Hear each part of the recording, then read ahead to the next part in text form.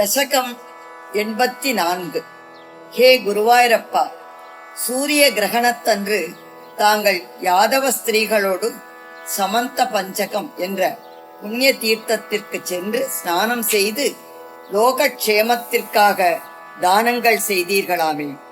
பிறகு பாண்டவர்களோடு நட்பு பூண்டு கோகுலம் சென்று ராதையையும் கோபியர்களையும் மகிழ்வித்து தாங்கள் பரமாத்மா என்பதை உணர்த்தி ஞானோபதேசம் செய்தீர்கள் அல்லவா? தபனோபராகாலே புரிநிதத்கிருத வர்ம காமசூனோ யதுகுல மகிழாவிருத சுதீர்த்தம் சமுபகதோசி சமந்த பஞ்சகாக்கியம் பகுதர ஜனதா ஹிதாய தத்ர त्वमपि पुनर्विनिमज्जतीर्थतोऽयं द्विजगणपरिमुक्तवित्तराशिः समविलता कुरु पाण्डवादि मित्रैः तव खलु दयिता जनैः समेता त्रिपसुता त्वयि गाढभक्तिभारा ददुदित भवता हृदि प्रकारैः अतिमुमुदे सममन्य भामिनीभिः तदनु च भगवन्निरीक्ष्य कोपान् अतिकुतुकादु उपगम्य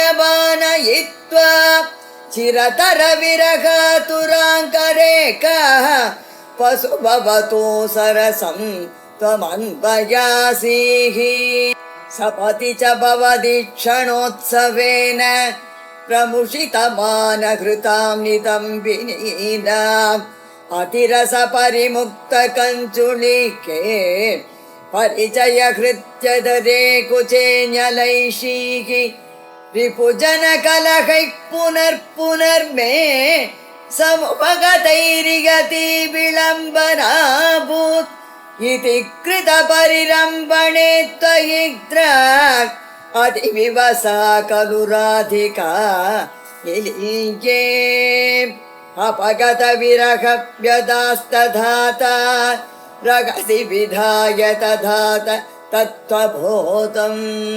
परमसुखचितात्मगोहमात्मे यतु यतु वा स्फुटमेव चेतसीति सुखरसपरिमिश्रितो वियोगः किमपि पुरा भवत् उत्तमोपदेशैः समभवतमुदः परन्तु दासां परमसुखैक्यमयी भवर् विचिन्ता मुनिवरनिवहैस्तवात पित्रा दुरितसमाय शुभानि पृच्छमानैः त्वयि सति किमिदं शुभान्तरैरिति गुरुहसितैरपि याजितस्तथासौ सुभगति यजने वितायमाने प्रमुदितमित्रजने सहैव गोप यदु जनमहितास्त्रि मासमात्रं